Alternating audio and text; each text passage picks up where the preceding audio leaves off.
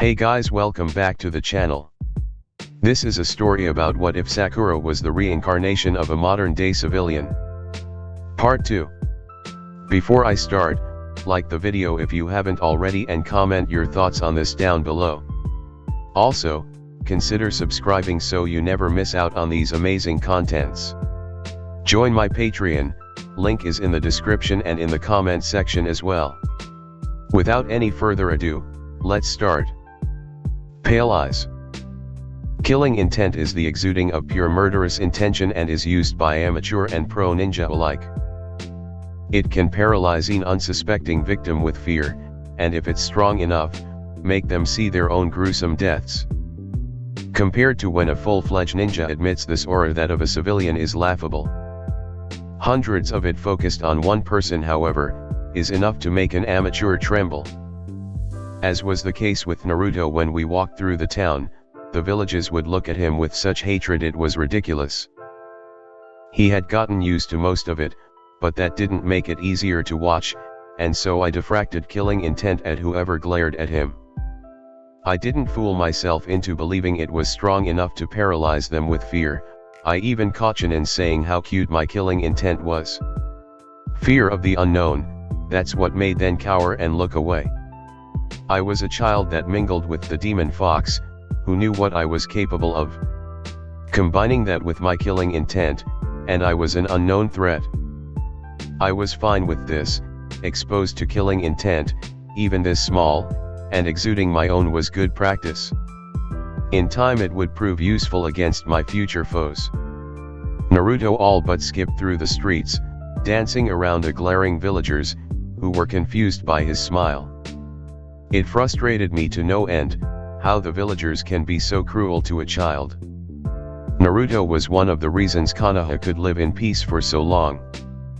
The Third Great Shinobi War, a war that involved all the great nations, left all parties in a state of land of water was experiencing a coup, the land of earth, a decrease in their military after the war, the land of wind had a treaty with Konoha and the land of lightning. The land of lightning, northeast of the land of fire, and the home to the ninja village, the village hidden in the clouds or Kyomagakure. In the center of the country are vast mountain ranges, whose many thunderstorms gave the country its name.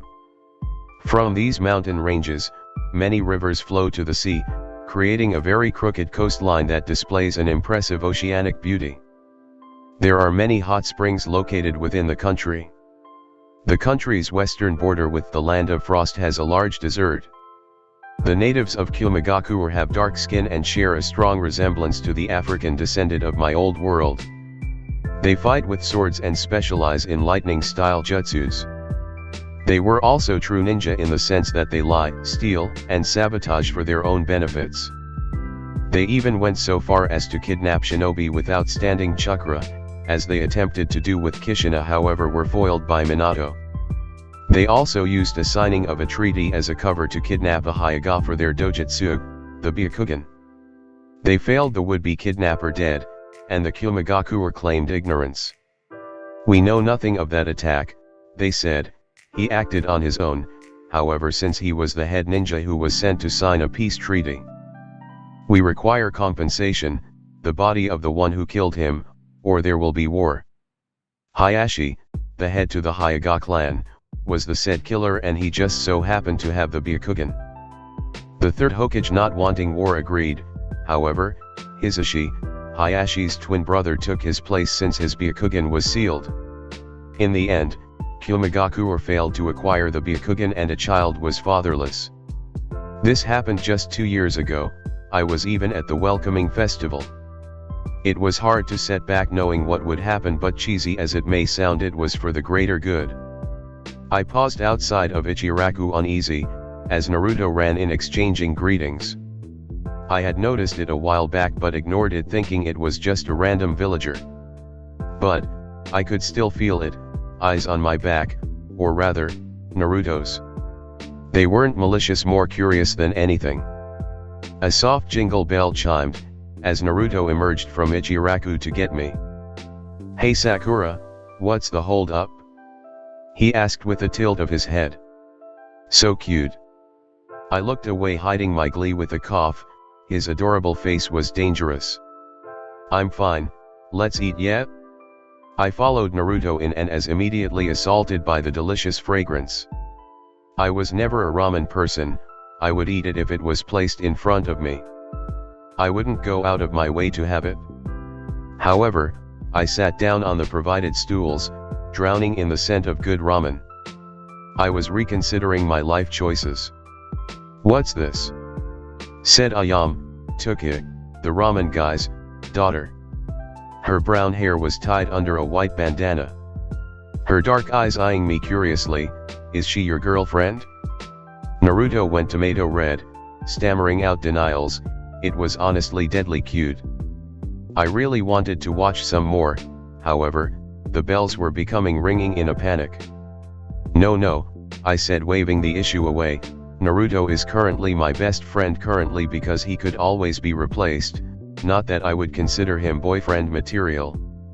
If we were to become more.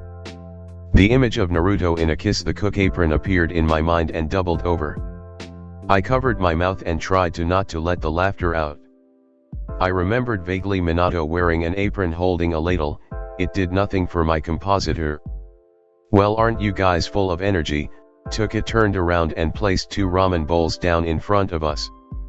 My bowl was filled with ramen, Naruto maki, mema, boiled eggs, seaweed and pork to the sides. The presentation was amazing, and Wei doing a great job at wanting to eat it. I was drooling. "Thanks for the food," Naruto announced, breaking out of my daze. I mumbled my own thanks and dig in. Where his chakra end and ramen began was last to me. He was literally mixing his soul into the meal. Ichiraku ramen, we truly were eating his passion. I swam in an ocean of flavored soup, sank down on a bed of pork and pillows of eggs. Noodles like visible wind floated by, a tree of seaweed leaves and Naruto maki trunk, casting a shadow over me as I touched into my bed, mema blanket as covering. I liked my lips savoring the taste. I opened my eyes slowly, vaguely wondering when I had closed it. Looking down, I was greeted with an empty bowl. I blinked, but the image didn't change. My bowl was empty. Since when? I looked up to see everyone watching me with varying degrees of horror. Ayam's eyes were with her face flush, covering a smile no doubt with her head. Naruto was genuinely horrified, and Tuki, he was pleased. "What did I miss?" I asked. Sakura-chan," Naruto stuttered, trembling terribly. "What was that face?" He looked so horrified. "Was my face that bad?" I looked to Ayam and Tuki but got nothing but an approving nod from Tuki and an embarrassed glance from Ayam. "Yeah, no help there." With a sigh I lifted my empty bowl. "Another," I demanded. Naruto sighed in relief and got working on his own bowl. I wasn't a ramen person, but I was seriously considering becoming a regular here. I was in the middle of my morning jog when I heard a yelp followed by the sound of something crashing down. I looked around to see petite women with lilac hair dressed in a pale blue kimono, surrounded by scattered goods. She gingerly touched her ankle that had already turned red, standing out against her pale skin. I sighed, shaking my head and mumbling about clumsy girls under my breath as I approached her. "Hey, are you alright?" I asked, reaching out a hand to her. Pale eyes looked up at me and I stilled. "Ah, I'm sorry," she said, flushed. "I twisted my ankle, it seems." "I'm alright, promise." She was a beautiful woman with long hair and wide eyes, eyes that belonged to the Hyuga clan. What was a Hyuga doing out here so early anyway? Grocery shopping? She must be from the branch family. She tried to stand up but winced when she put weight on her already swollen ankle. She was saying her thanks for the concern, but I was watching her injury. I had been practicing my medical skills, and could now heal minor wounds, especially with my small chakra reserves. I knelt before her and reached out for her ankle. She flinched but relaxed when I didn't touch it. Green glowing chakra lit up my tiny hands and I worked in concentration. I had practiced on the animals in the forest around my base. I had used the poor things as target practiced, and when I landed a hit, as test subjects. I had only killed 2 fishes before I figured out the proper output. Too weak and it won't work quickly enough to keep them alive, too much, and well, they exploded. I had been horrified, the cells multiplied too quickly and the body could no longer contain it. And that was the reason for experiments, so you didn't kill your patients. I exhaled relief when her leg healed without incident, she flexed it and found no pain. I smiled proudly, she was my first human experiment, but I was on the right track as she still had her leg.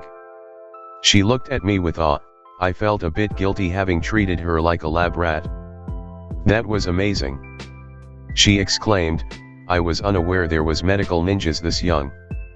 I decided not to point out that there were plenty of young medics during the war. They needed as much as they could get, anyone with the slightest hint of chakra control was taught medical ninjutsu and sent into war. I smiled politely instead and replied modestly, I don't know all that much, I can really only heal small things. I scratched my cheek blushing for effect. That much is amazing. Our clan is incapable of medical ninjutsu because of our dash. She paused abruptly, covering her mouth. I raised a single brow at her pause before I realized. She was about to reveal a clan secret. I chuckled, giving my best innocent, I don't know what you're talking about face. It's a hard technique to learn, I have to really concentrate to do it right, I said. She relaxed, her mistake overlooked. I changed the subject. Do you need a hand?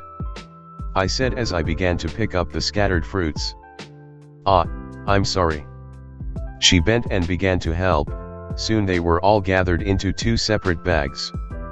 I weighed one and looked up at her incredulously, the bag was at least 20 kilo. I had thought her a civilian among the Hyuga, but it would seem I was wrong. She was defiantly a ninja. Here, I'll carry one, so you don't have another accident, I said, carrying the lighter of the 2. That's alright, I wouldn't want to trouble you, she protested. I gave her a blank look. How many times have you fallen since morning? I asked. Her silence was telling, she was a ninja for sure, or at least can use her chakra properly. A ninja wouldn't twist their ankle like that, at least not so easily. She was what may be called clumsy. I was mistaken when I thought her from the branch family member. She didn't have a seal under her bang. She was probably sent on errands because she was so clumsy and couldn't fight properly. With a heavy sigh, I turned and begun to walk. My name is Sakura, Sakura Harano. I introduced myself. She ran to catch up with me when she realized I wasn't stopping. Our Ramen da Hyuga, she said as we made our way to the clan compound. The Hyuga compound was huge. The walls around the compound form a circle and a pathway separating it in yin and yang. 2 huge buildings on either side of the divide. The head of the main family lived in one and the branch housed the other. The entire compound had a sense of balance. Even the chakra in the air was calm and balanced. Ramen led me to a small kitchen nearest to a dojo, where I could hear combat. We packed everything out in recorded time and I received takoyaki on a stick for my troubles. Thanks again for helping me, I really appreciate it, she said, drinking tea. We sat on the well-polished ingawa, eating. No problem, I said past the food in my mouth, you should be more careful, I swallowed, especially around stairs. I was serious but she laughed. I will, she said, chuckling. Food done, I rose to leave. I brushed the wrinkles out of my dress. It was more of a shirt really, reaching just below my thigh. A pink sleeveless, with a pale mesh long sleeve top, a slit at the front and back that connected at the collar. Matching pale loose pants stopped under my knee, a buttoned cuff tightening it around my leg. I had left my white sandals at the front. I turned to Ramen to wish her farewell only to notice she had stopped laughing. She stared horrified at me, or rather over my shoulder. Too late, I felt the new chakra, it was cold and fluffy and soft. I screamed. That was the first thing I thought of when I felt the chakra. Looking around, I was met with cold pale eyes and a face hard as stone. Hiashi, the head of the Hyuga clan, stood glaring at me. The exacted mirror of his twin brother Hisashi, his long black hair flowed down his back, pale eyes, dressed in a loose-fitting white robe with a long sleeves, brown haori. He killed a cloud shinobi with a single touch, and right now his eyes promised me the same fate. Ramen came to my rescue, blessed angel. Lord Hiashi, good morning, she bowed and I mimicked her. He didn't take his eyes off me as we raised our heads. Who, he gritted out, is this? Veins ran to his eyes, signaling the byakugan's awakening. My body stiffened, it felt like I was completely naked in front of a crowd. I wanted so badly to cover myself but I couldn't move. He wasn't seeing my body, he was seeing all the places he could touch. He had to touch to kill me. One touch and I'm dead. I just had to run today, didn't I? This is Sakura, she healed my ankle and helped me with my groceries, Ramen explained. She was so brave to even looking him in the eye. She healed you? His eyes narrowed on me, medical ninjutsu. Yes, it was quite good at it, her eyes sparkled, my ankle was healed within minutes. What clan are you from? He asked. Harano, I struggled out, he was so intense. He had to be looking at my chakra pool, I felt his eyes on my soul. I vaguely registered that I could feel him looking at me, and wondered in the back of my mind if it was the same for all dojutsu. That's not a shinobi clan. No, I confirmed, though both my parents are shinobi, I'm from a civilian clan. Did they teach medical ninjutsu? He was becoming far too interested. No, I learned it on my own. My statement was met with silence, both of them becoming deadly quiet. I wondered what I had said wrong, replaying the conversation in my head. Come with me, he said as he turned and walked away. I thought of running but Ramen, bless her soul, took my hand and walked after him. Once again I regretted not sleeping in. We arrived at the dojo moments later. It was a huge space with polished dark floors and ink paintings on the walls. The space was empty save for three, a small girl in brown overall, her dark blue hair in a Heim cut, a young boy in matching overalls, his long brown hair tied at the tip, and an old man that had to be blind, long hair flowing down his back in matching outfit to Hiashi. I heard the sound of bells as the girl looked up to see Hiashi enter, the same bell that I heard before. Hinata, Neji, he called, and I stared. The two children turned to face him and bowed. Hinata Hyuga was the most adorable girl I had ever seen. So young, she still had round cheeks, her pale eyes wide and filled with innocence. So cute. Her cuteness rivaled Naruto's, they were meant for each other. Welcome back, father, she said, and the taste of strawberry fit the air, or rather my senses. I glanced at Hiashi as he nodded to his daughter's face, still hard. What's this?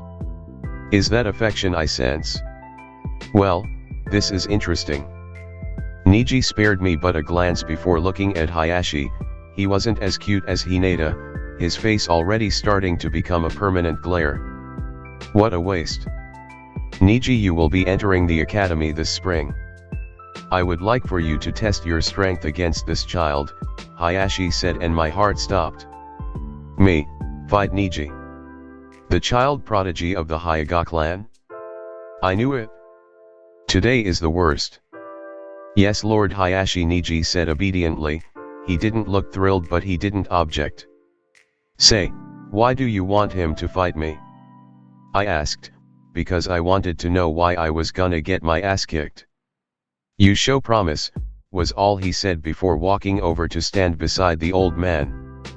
Hinata stood to the side with Ramen. She looked conflicted and her bells trembled. The Neji standing before her was nothing compared to the man he would be. He was shorter and weaker, but no less a treat, especially to me. Sighing in defeat and took a boxing stance as Neji took the Hyuga stance. Let's have a good fight, I said weakly. He didn't acknowledge. Begin. Hiashi shouted and Neji charged. His palm flew past my face as I quickly dodged, reflexes the only thing that saved me. He turned and struck again and I moved away. He wasn't using chakra, so there was no real threat, but my body moved on its own each time. This was my first real fight since I rebirthed. I gritted my teeth and threw a punch at his face. It was gracefully deflected, and he took advantage of the opening it provided. Pain exploded in my chest, air knocked out of my lunges, I staggered back. If this were a few years in the future, that would have been a KO. Catching my breath quickly, I charged again. My punch was deflected to the side as before. I twisted my body and attacked with a roundhouse kick. It missed its mark as he stepped out of range. With my back turned, he stroked me in the back. I fell to my knees before rolling away. He didn't let me recover, charging at me, striking me as I was down. I was on the defensives, dodging where I could and blocking anything I couldn't, which still did damage. Every retaliation was met with a brutal counter. It wasn't a fight, it was a slaughter. I hit the mat for the last time and decided not to get back up. The old man was nodding with approval and Hinata and Rabina looked horrified. I thought of the signs that said today was going to be so horrible and found that there was none. Misfortune was stealthier than a ninja. The image of a girl with short black hair and icy blue eyes overlapped with Neji as she spoke. "Are you just going to give up?" The words brought me back to a life before this. As a child, my mother had entered me in various dancing competitions. She had said it was because I was so graceful, but I knew she'd only done it to spite our neighbors. I had never won once, and I soon realized that it wasn't a competition but a game for profit. The judges let the person that the people wanted to see even if they weren't talented. One season I had made it to the semi-finals. It wasn't because I was a crowd favorite, I was just more liked than the others and made for a good opponent to the finals. I was placed against not only the crowd favorite but also the guaranteed winner if her track record was anything to go. Crowd screamed her name as she danced gracefully around the floor, even my parents were mesmerized by her. I didn't try to compete when it was my turn, I knew the outcome and wouldn't struggle. I fell then and didn't get back up. I stood and left instead. The final words I heard were, "Are you just going to give up?"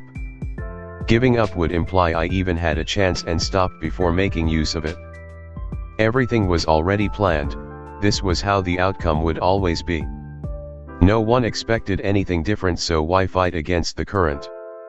Won't it be boring to lose here? The voice was my own but I didn't say it.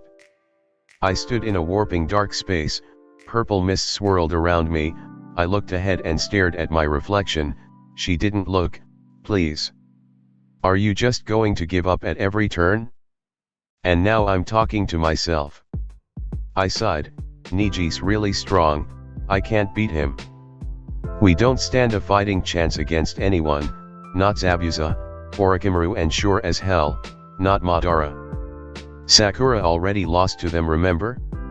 What's the point of training if you don't intend to change anything? It's boring to just give up when you haven't given it your all. You'll never know what might have been if you had tried. We lost before we even fought back then, but wouldn't it have been more exciting to show them just how much better you were than her? I looked away. It's different here.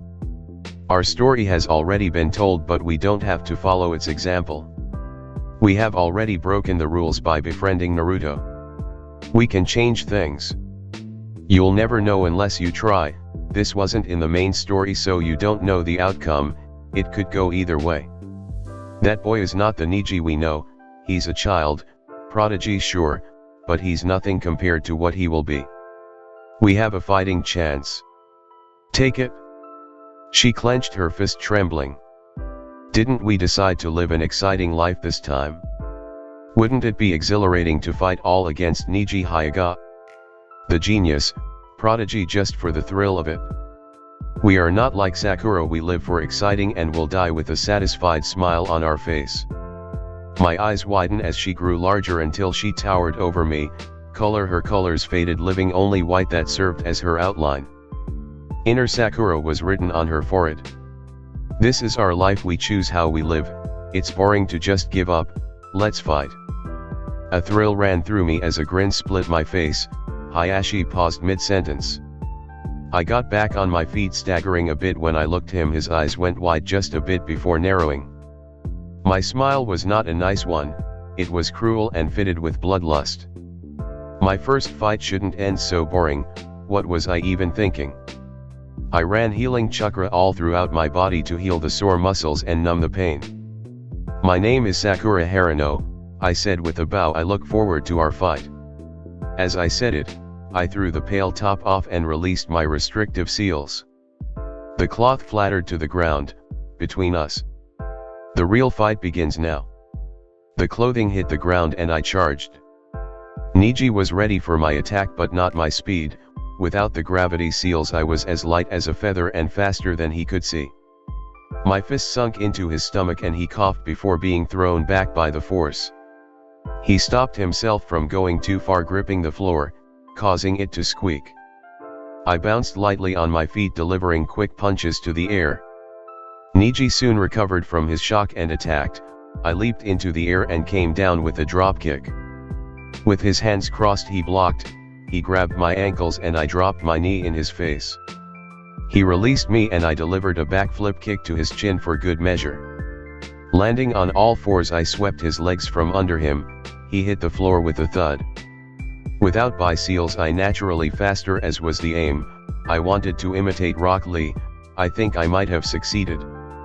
Neji's eyes blazed with anger, the table had turned in a 180 fashion to my side. He was the one on the defensive. Not fun to get your ass kicked, is it? The air was hot, scorching even, the heat radiated from Neji as he stood.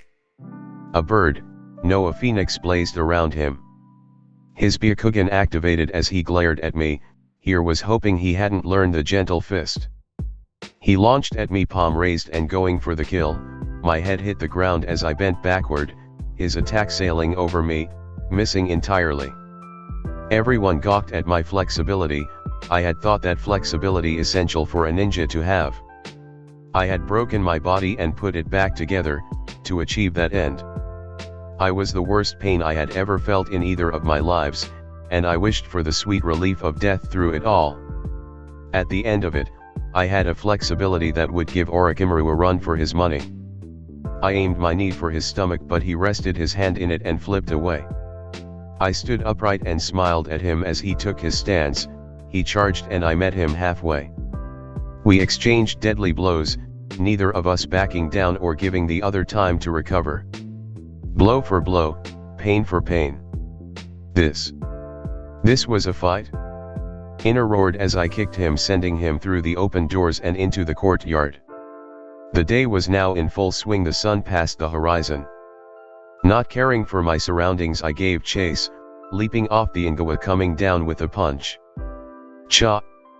I yelled in sync with Inner as we neared our prey. My knocked bruised as I missed and hit the ground instead. Shaking off the pain I smiled at Neji, who was breathing heavy. My heart pounded in my ear, my breathing heavy as his, but a grin still split my face. Inner had been right, giving it my all was exhilarating. My hands aced from using them as a shield against Neji's wrath. I decided to use my feet for the remainder of the fight. I wasn't much of a taekwondo fighter, but how hard could it be? I did a poor imitation of Chun-Li, one leg up, knee bent, a hand arcing over my head, palm up, the other around my knee, palm down. I wasn't very impressed, but Neji eyed me with caution.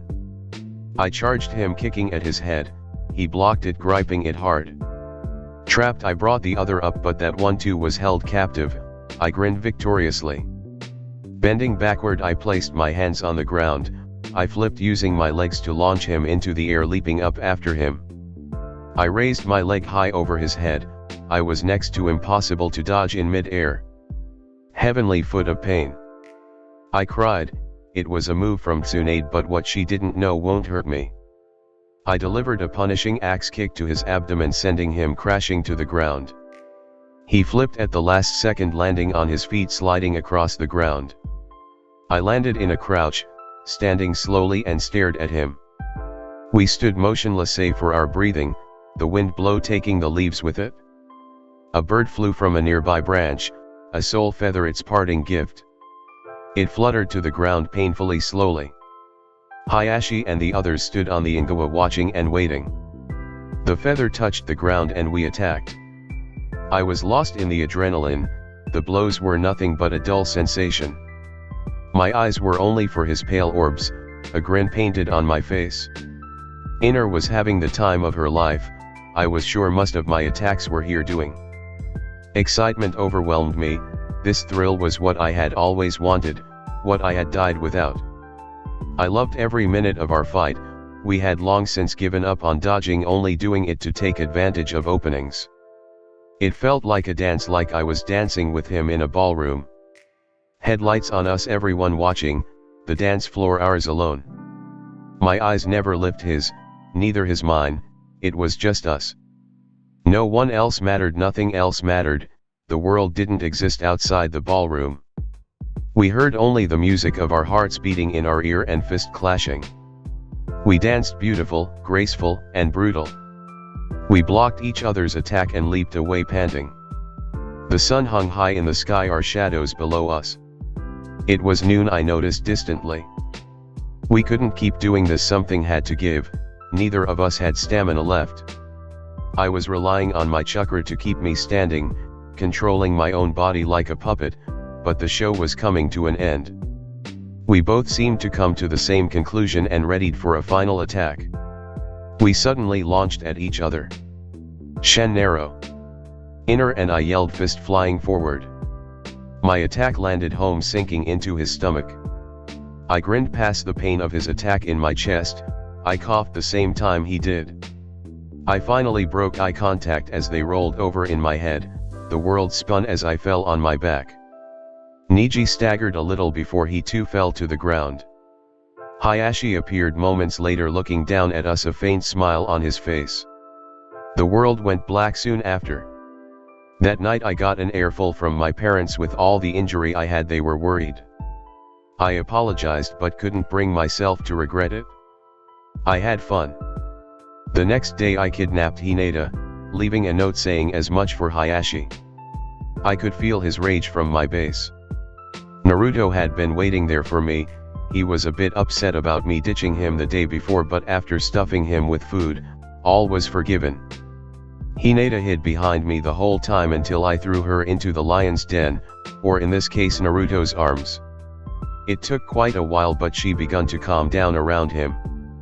He didn't remember her as the girl I the snow, but it was obvious she never forgot. I taught her the way of the herbs and she caught on quickly, especially after I informed her of how often Naruto got hurt. I even got the two to have a small spare. Of course Hinata would run to Naruto every time she knocked him down, which happened a lot. There was something beautiful about the two of them interacting like that. Hinata being worried about Naruto and him trying to act tougher.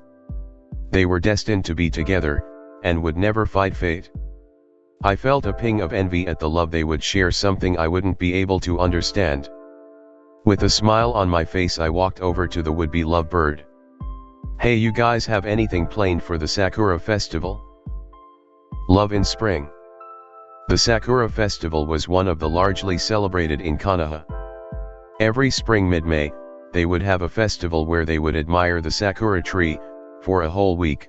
Basically Honda, the cherry blossom tree around the village, was said to be grown by the first Hokage himself, Hashirama Senju, co-founder of Konoha and the head of the Senju clan. They say it was a gift for his wife to show how much he loved her, thus the festival was given a romantic vibe. Couples would flood the streets and would-be couples would be confessing under a cherry blossom tree. I thought about how this was much like Valentine's Day from my old life, though it was a whole week of celebration here. Many called it the week of love. Legend has it if you confessed your undying love during the week, you were guaranteed to win their heart. I was a result of this festival, or so I was told every year from father. Kaisashi Harano, I discovered, was a hopeless romantic and had a weird obsession with cherry blossoms. As a family we had attended the festival every year. Father would then go into the story of how the festival was the cause of my birth. I had tried many times to run away from my father's version of How I Met Your Mother. I was physically a child anyway, I wouldn't even understand romance normally. The festival was held on the street leading up to Sakura Hill, a hill covered with sakura trees. Hashirama must have really loved his wife. The path leading up to the hill was made of cobblestone stairs, torii gates stood over it. I had thought the gates were made from his wood-style technique, but I was so wrong. These gates, unlike my old were made for sealing. It was sage art known as Gate of the Great God. It was used to pin a target down, rendering them immobile. Sage mode was a broken power-up that allowed the user to utilize natural energy, a form of energy that exists in the atmosphere and the earth. To use such a sacred technique that was nearly impossible to master, on something so trivial. The first Hokage was far too lax. The streets were already filled with stalls, paper lanterns that would shine beautifully at night, were being hung up. Cherry blossoms carried in the wind littering the streets, a reminder, the festival begins tonight. I was browsing through a jewelry shop that afternoon when I felt it. After completing my daily exercise, I met with Naruto and Hinata, inviting them to attend the festival with me and my family. Naruto was all for it, but Hinata would have to ask her father. Naruto and Hinata had gotten closer still. They weren't a couple, far too young, but they were friends. It was amusing to watch Hinata struggle against Naruto's overbearing presence. She admired him greatly and wanted his acknowledgement above her own father's. Naruto for his part was enjoying the attention. I wasn't sure if he realized, but he had become protective of her. A week before, he had a fight with a group of kids that teased Hinata's eyes. I had to drag him off them and run away from the angry adults. When I asked him why he did it, for fun of course, he said, "Hinata has pretty eyes, they have no right to call her a freak." Needless to say, Hinata was floored, literally she fainted. Naruto too was embarrassed, though not as much. As I had predicted, his company was entertaining. I looked up from my browsing, looking around. Someone interesting had entered my range. The chakra was cool, the moon glowing above, and the soft song of a koto in the distance. It was peaceful and calm. I caught a glimpse of black hair as they ran by the store window. I gave up on shopping and gave chase. My interest piqued. I exited the store to see them turning a corner. I quickly ran after them. When I rounded the corner, I saw them standing in front of a stall, their back to me. A red and white symbol of a fan was printed on their back, the clan symbol for the Uchiha. Bring direct dependencies of the Sage of Six Path, the Shinobi God. The Uchiha, much like the Senjus, were nobles in their own right. They also happened to be the founders of the village. Madara Uchiha, the head of the clan at the time, along with Hashirama Senju, founded the first shinobi village. Madara had later gone on to leave the village, becoming the first and most powerful rogue ninja or missing nin. With his betrayal, the Uchiha clan in the village had been isolated, the villagers just waiting for one of them to snap. Things got even worse with the attack of the Nine Tails. Though the civilians didn't know the half of it, an Uchiha had been responsible for the attack and the clans were on edge. I frowned, knowing what befell the Uchiha clan not long from now. To think I would become interested in one of them. The Uchiha I found was a child around my height, so I assumed our ages were close. It was a boy, his hair jet black, a common trait for the Uchiha. With his back to me, I couldn't see his face, but I knew he was handsome. It was rare, if not impossible, to find a bad-looking Uchiha. Even when their hearts were filled with evil, they looked like an angel. I sighed at the loss of a potential source of entertainment. I couldn't afford to be interested in any one of them outside one. That one alone, and only for a short time. He was Sasuke. A voice deep and soft rang out from behind me. My eyes widened in shock as I had not sensed their presence at all.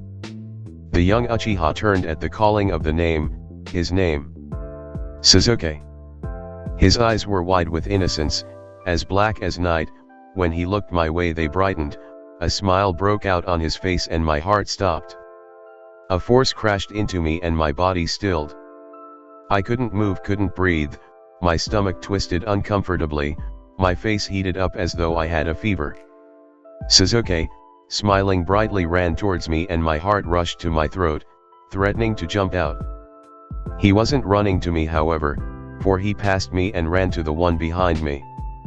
I chanced a glance to see another boy, with long black hair and eyes, an Uchiha.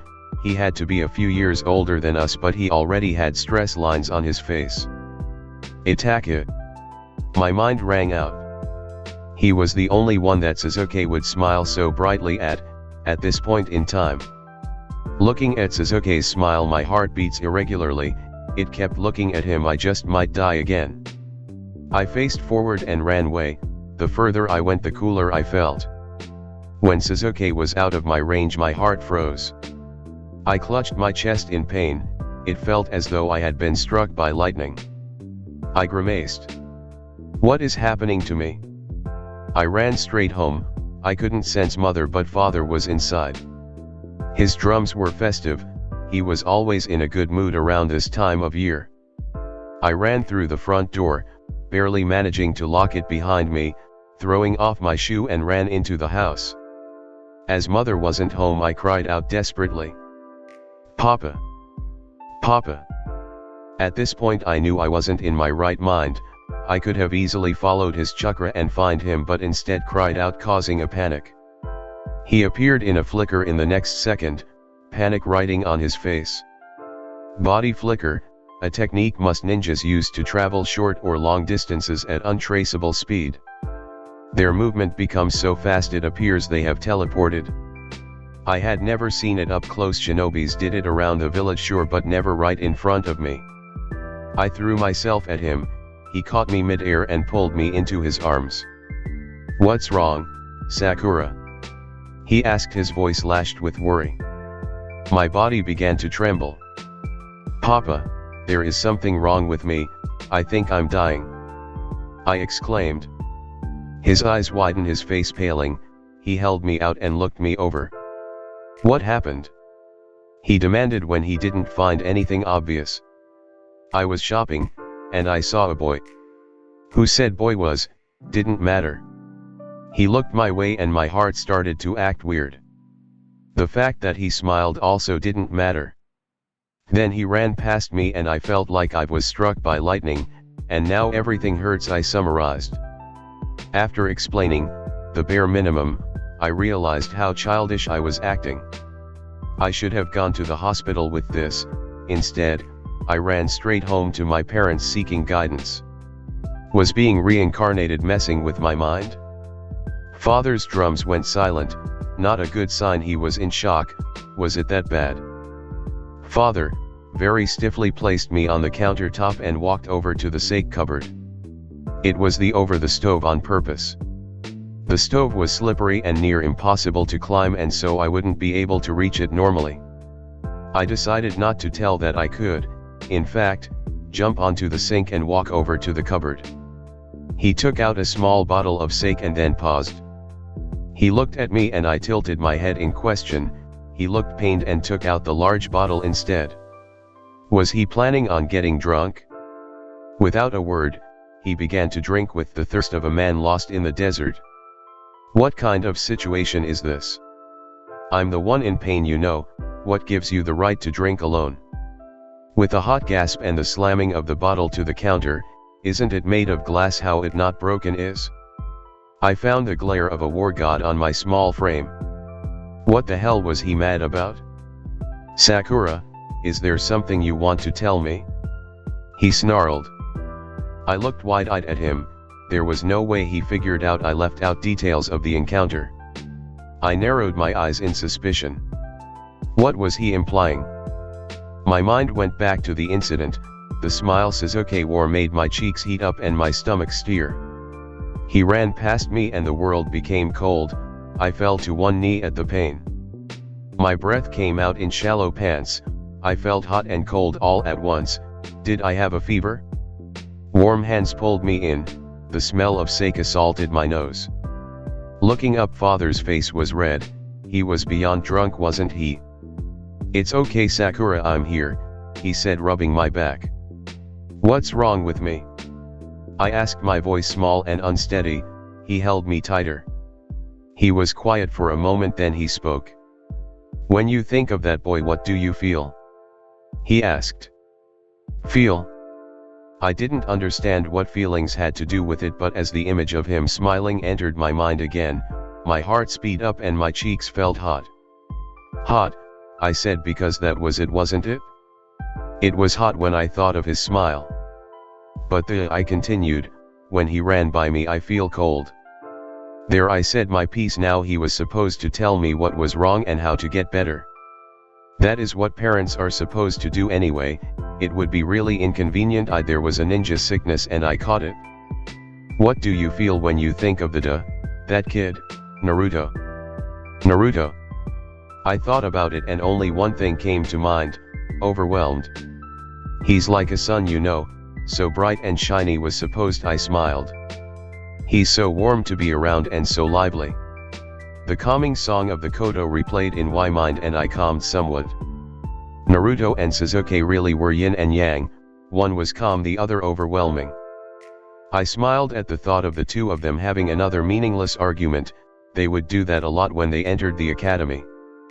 When I became a Chunin, I went to the spring festival with my squad. Father spoke. There I met a beautiful girl, and she had long hair and the most beautiful smile I had ever seen. Just looking at her gave me peace, but the second she left my vision the world became cold. I couldn't think, nothing had any value anymore. Once I had tasted the sweetest cake, everything else paled in comparison. When I saw her my head felt light and my stomach did flips, my heart beat so loud I was sure everyone heard it.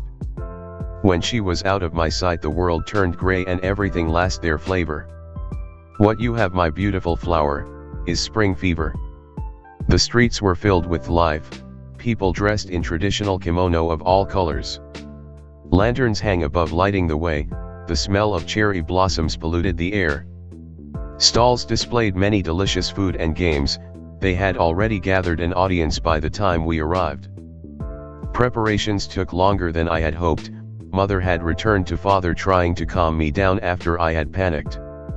I Sakura Harano for the first time in either life had a crush. It was honestly ridiculous, but seeing as the original Sakura had fallen for him as well, I suppose it was fate. There was just one problem. There was no way I would have these feelings returned. No matter what Sakura did, she never got Sasuke's affection. Sure, they, for plot convenience, ended up together in the end, but that was a good 11 years from now. If I had to put up with this feeling for that long I would die for sure, and there was what father had said, it's likely just a crush as you're too young to understand love, it will wear off in time. And if it doesn't? I asked. He went quiet. Then you'll be in pain until you fall out of love or find someone else. Sakura-chan. I turned to see Naruto and Hinata running towards him, Naruto waving wildly and Hinata struggling to keep up. Those two had entered the academy together last spring and I had seen them rarer and rarer.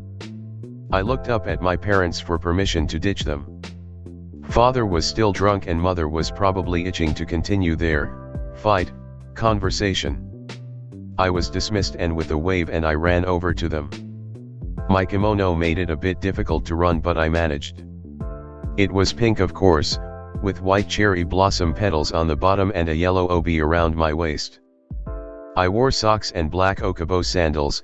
It was surprisingly easy to move in them and it was good for training.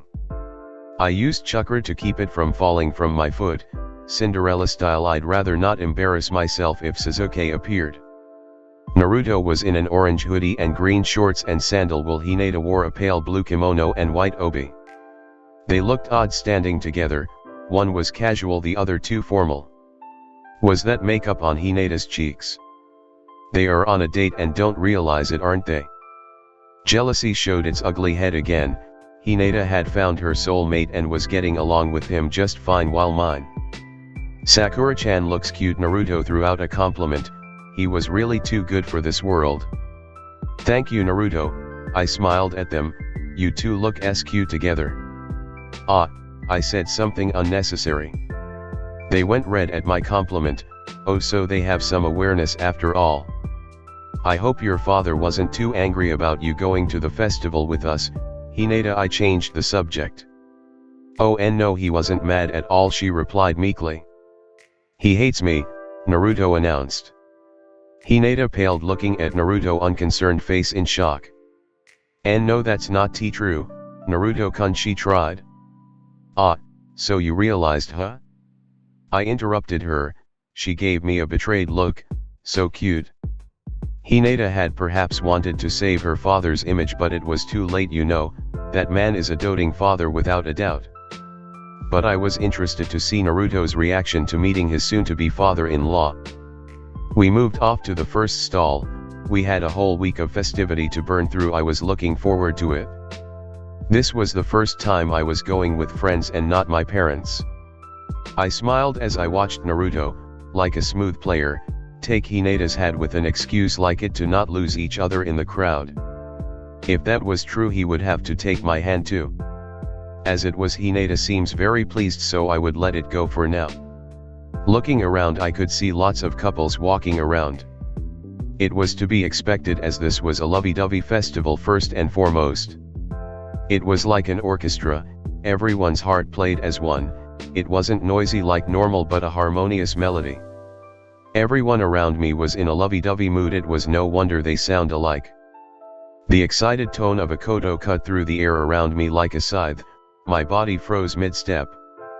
He was close by. I looked around, but Naruto and Hinata were nowhere to be seen. I must have been distracted to have lost sight of them. I heard the koto again, louder this time. He was closing in on me. The feeling can get addicting. Over a time it will drive you mad and you'll do anything to feel it. Father's warning rang through my head. I didn't want to become a yandere, you know, and I know that's what will happen. I looked around for an escape and saw it in the form of a tree between two stalls. I quickly made my escape. Sasuke and his brother walked by moments later. Itachi and Sasuke were both dressed in lost spark blue kimono with their clan symbol on their backs. Once more my face heated looking at him. I grimaced. It felt weird because I had never felt it before. He looked wide-eyed at everything around him. Was this his first festival? Or was it his brother being with him that gave him that smile? My heart ached for him. His smile was enough to doom me, yet he would lose it before long. A feeling of being watched crawled up my spine. I peeked back at Sasuke to find Itachi looking at me. I got caught.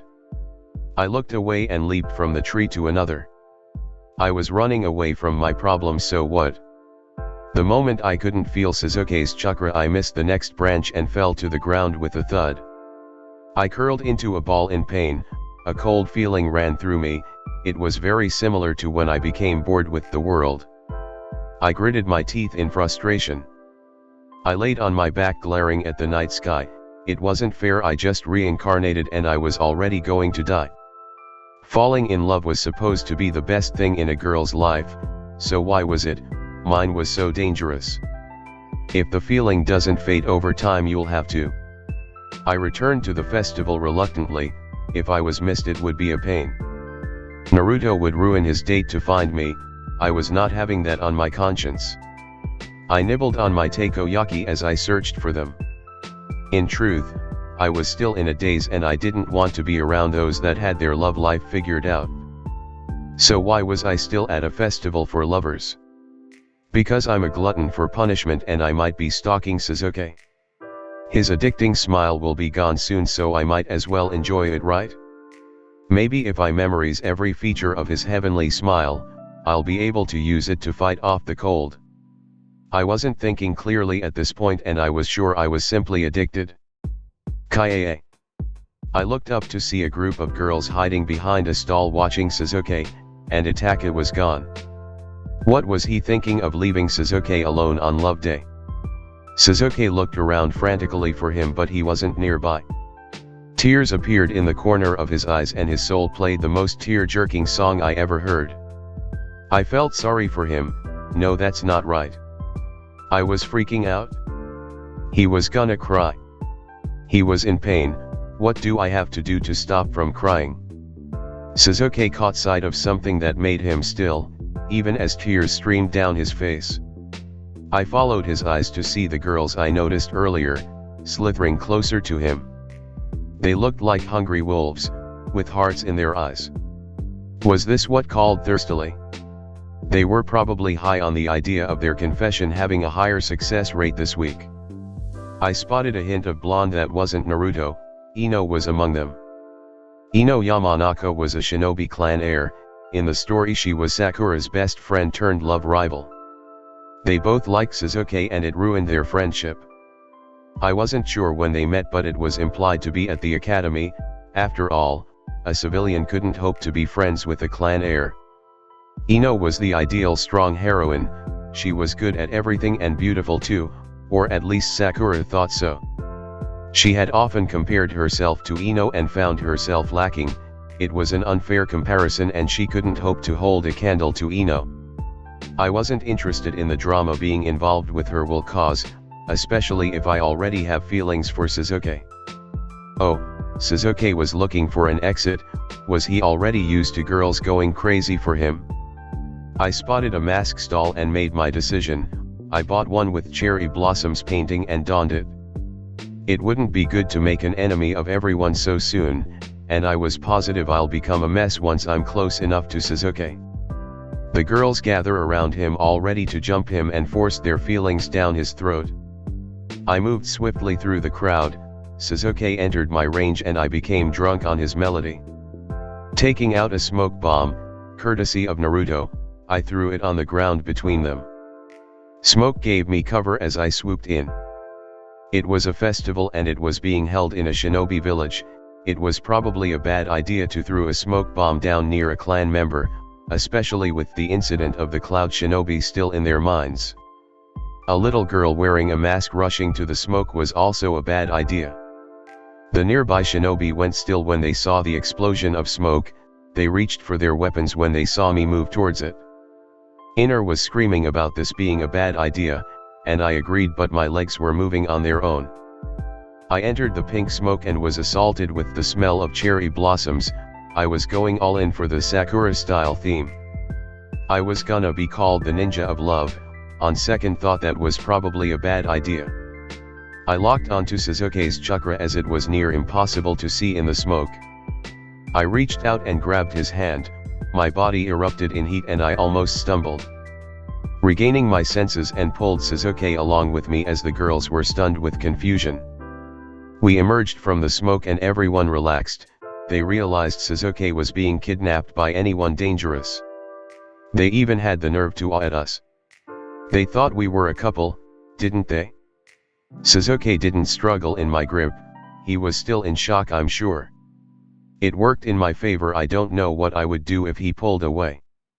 When we were far enough away, I released his hand like it was hot and took off in a sprite before he could get a word out. It was a bad idea to touch him after all. My heart thudded painfully in my chest, and my face was on fire. I ran up the cobbled steps and past couples ascending at their leisure.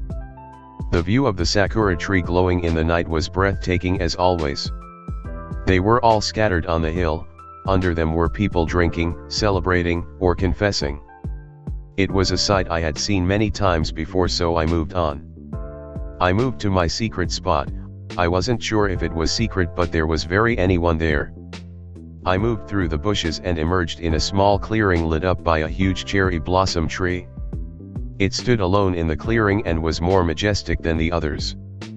I had theorized that Hashirama had made a practice tree here and the others out there once he was confident. If it was indeed the first tree, then it was special, well hid away, almost like an embarrassing secret. I had only found it when I had gotten lost in an effort to escape my parents. I knelt underneath it, pressing my forehead to the trunk. I could feel the chakra moving through the tree. The bark was cool and helped to lower my temperature. I thought back to Sasuke's face on the verge of tears and the heat returned. He was so cute, he had so much more emotions than his future counterpart. I committed to memory, for I knew I'd never see it again. This innocent Sasuke was gonna die soon and there was nothing I could do about it. In a way it was a good thing. It would be impossible for me to remain interested in the person Sasuke would become. I was in love with his innocent unguarded smile, as that would be gone soon, so would my love. I never could remain interested in something for too long. Oddly enough, the thought of falling out of love didn't comfort me, it made me feel cold. The bushes rustled behind me, but I paid it no mind. Animals were plentiful in these forests, and I was in the middle of grieving for my first love. Pretty. The voice was that of a child and was filled with awe. My body went still. The lullaby of a koto sounded in the stillness. I turned very slowly to the source of my trauma. There at the edge of the clearing, dressed in a blue kimono, was the young Uchiha, Sasuke. His eyes sparkled as they stared at the cherry blossom tree, an innocent smile on his face. Thump thump. I gritted my teeth at the pain and lightheadedness.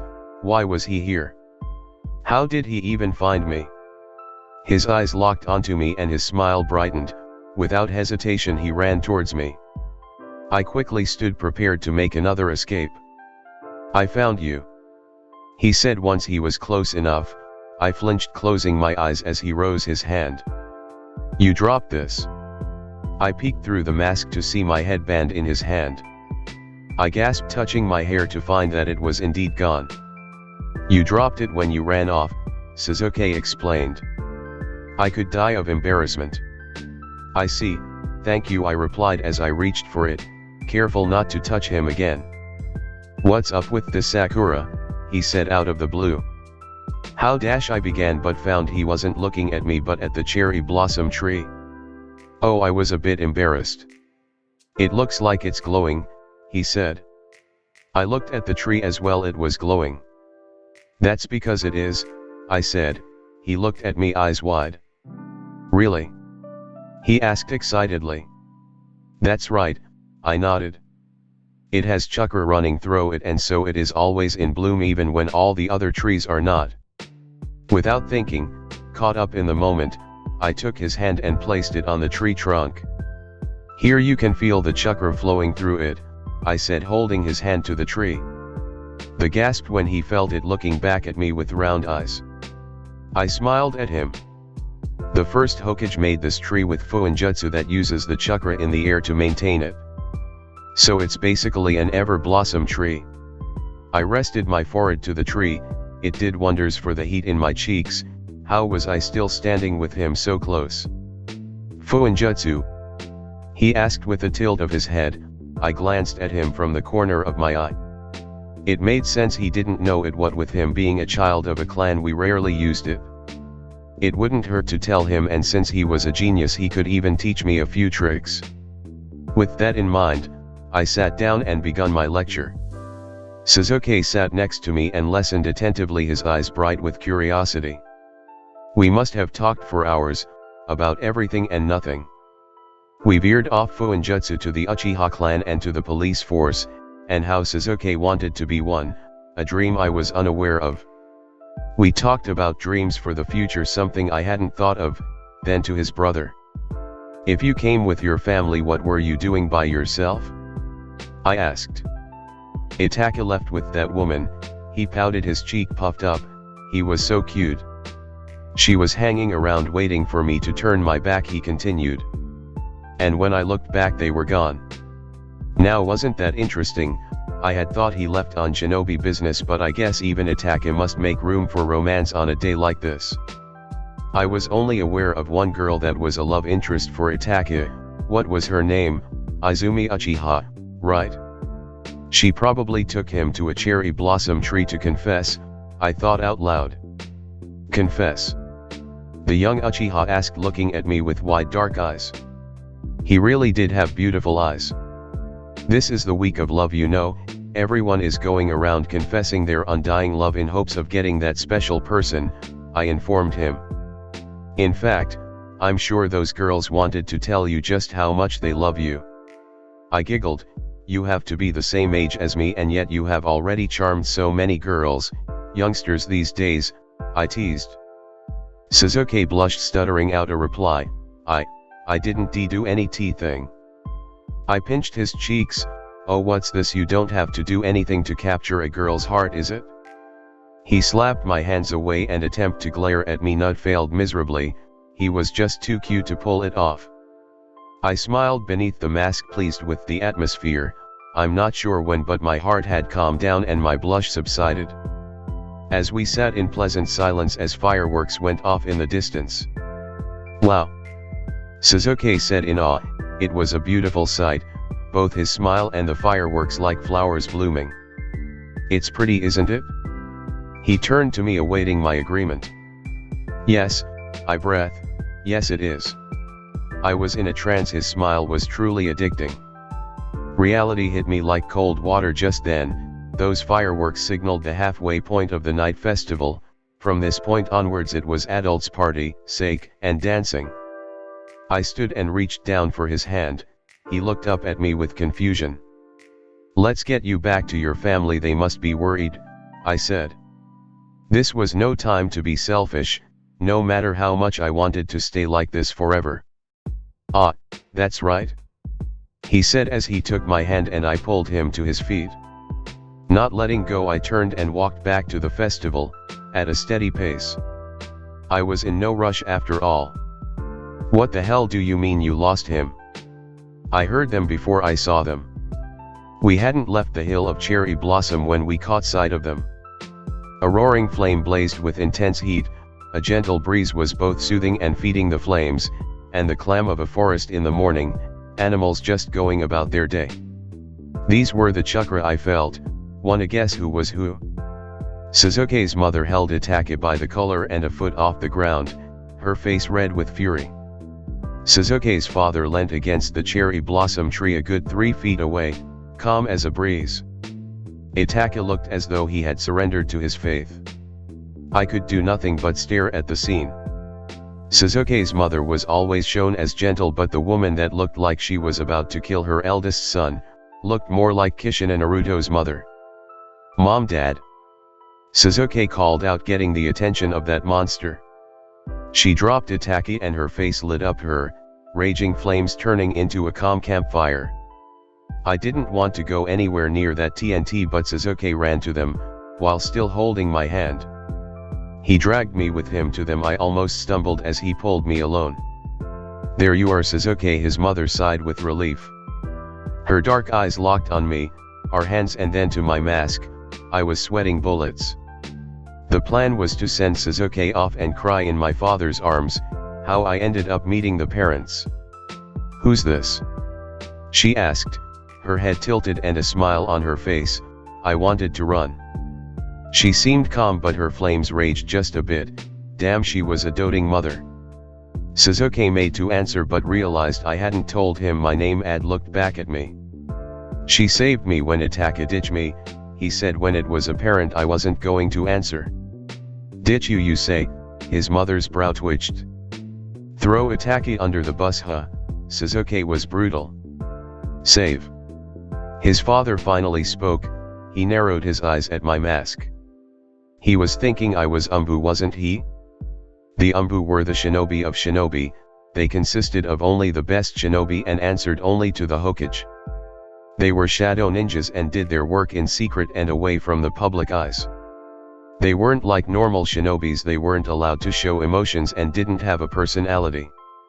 They had no identity, and so they were masks, a mask very similar to the one I was wearing.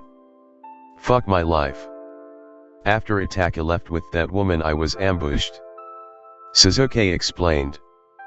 But then a smoke boom went off and he rescued me. She even helped me find you.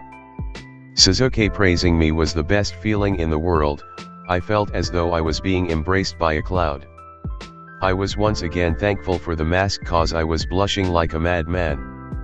Even though Sasuke was praising me, his family was misunderstanding his words. He ambushed by love-stoked maidens. I waved off their concern. They visibly relaxed, though Itachi only glared at me. "That still doesn't answer the question of who you are," he said, effectively returning the tension. "Damn it, Itachi." I stared before being interrupted. "Sakura-chan." I looked around to see Naruto running up to me, Hinata's hand still in his. She was red as a tomato and had a cherry blossom branch in her hand. What did I miss?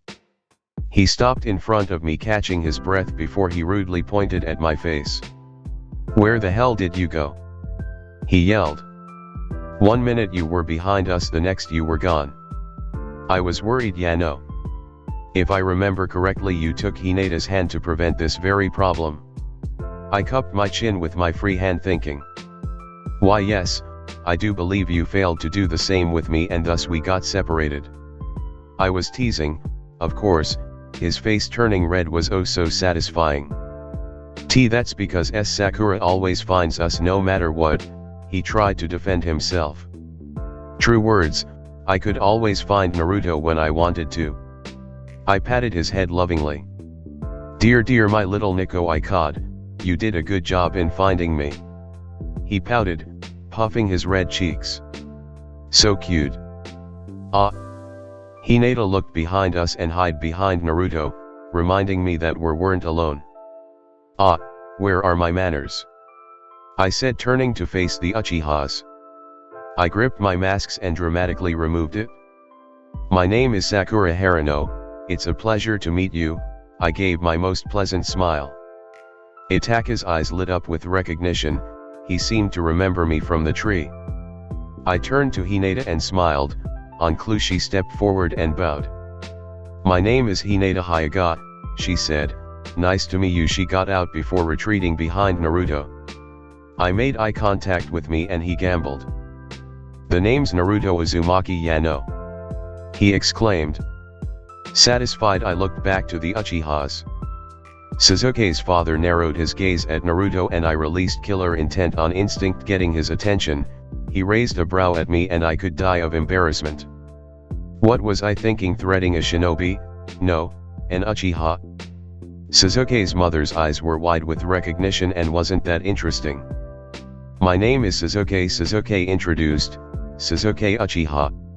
He smiled brightly at me and I became lightheaded. He still hadn't released my hand either. "My name is Mikoto, this is my husband Fugaku and my son Itaka," she introduced. Fugaku grunted and Itaka nodded. Such lovely people. Naruto took notice of Sasuke and then at our joined hands. I could see the wheels turning in his head, mostly because he looked to be in pain. "Ga!"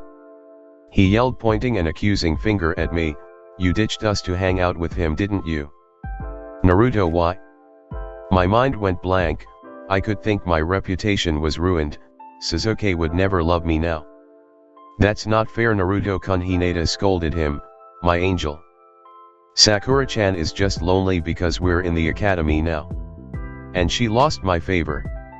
She just trying to find new friends." She had the guts to give me a thumbs up. "Oh my, you're attending the academy already?" Mikoto asked. "Ah, yes that's right," Hinata answered. "We are always busy so we don't have much time to play with Sakura. What was I, a child that needed the company? This was supposed to be a night for us to hang out," Naruto grumbled. Hinata gently elbowed him in the ribs. "I'll be attending next semester, you know," I said. Sasuke's eyes lit up at my words. "So will I," he announced. My heart skipped a beat. At this rate I'll need surgery. Then we can all hang out together." Hinata extended a hand of friendship. I looked sharply at her. What was she planning? It was unlike her to be so bold. "Really?" Sasuke asked excitedly. "Look at that, Sasuke," Mikoto said, smiling. "Aren't you glad you came? You made 3 friends in one night." Fugaku looked sharply at her, as did Itaka. She was trying to make Naruto and Sasuke become friends like she promised Kushina, I realized. Fugaku looked between us and his son, who has yet to let go of my hand. I doubt he could ever hope to win against his wife. His eyes lingered on Naruto and once again I released killing intent. An amused smile played at his lips before it returned to his natural scowl. "Friends." Naruto perked up at the offer for new friends. He eyed Sasuke and then looked at me. Seeming to come to a decision, he stepped forward. He rose a fist before Sasuke. "If Sakura like you, then so do I." "Damn it, Naruto, don't expose my secret." "I look forward to our time together, Sasuke," he said, his signature grin in place. Sasuke smiled brightly and touched his fist to Naruto's. Right? He said. They grinned at each other, and I know right ways I were gonna get along just fine. Well, since we're friends now, I said, reaching into my sleeve and to my storage handband. I pulled out a small ointment and presented it to Sasuke. Please accept this as a token of our friendship. Sasuke took it in his hand before it was snatched by Itachi. Sasuke tried to get it back, but his brother held it out of his small reach. What is it? He asked, looking at me. Ointment, I answered easily. What? Did you think I would try to poison him? He must have, because he opened it and took some out. It's pink was his only counter. Naruto hates the smell of medicine, so I used cherry blossoms to mask the smell. It doesn't affect the medicine, just the smell, I replied. The only reason I wasn't pissed was that Sasuke was so close and Chakra was calming me. Naruto always gets hurt one way or another, so I carry around on just in case, I said before he asked. Hey. Naruto objected. His eyes turned red as he looked down at me, and I looked right into them. Itachi had really long eyelashes. His eyes were very dreamy but otherwise paled in comparison to cute Sasuke's. Yep, I was already a yandere, wasn't I? Mikoto snatched the jar from Itachi and smiled at us. There's still a while until we have to go, she said. Why don't you go play with your friends, Sasuke? Itachi went silent and Sasuke quickly agreed before they changed their mind. He took my hand again and ran off, pulling me with him. Hinata took Naruto's hand and gave chase. Wait for us, she called. My father once said, love can be the most beautiful thing you ever experience and the most painful. That night I realized that karma wasn't always bad. I was willing to give Sasuke back to his family even though it would hurt me, and in the end, I became friends with him, approved by his parents. Naruto had his eternal rival and I had my soulmate a whole 6 years in advance. I officially loved the Spring Festival. And that is the end of this part. Hopefully, you loved it.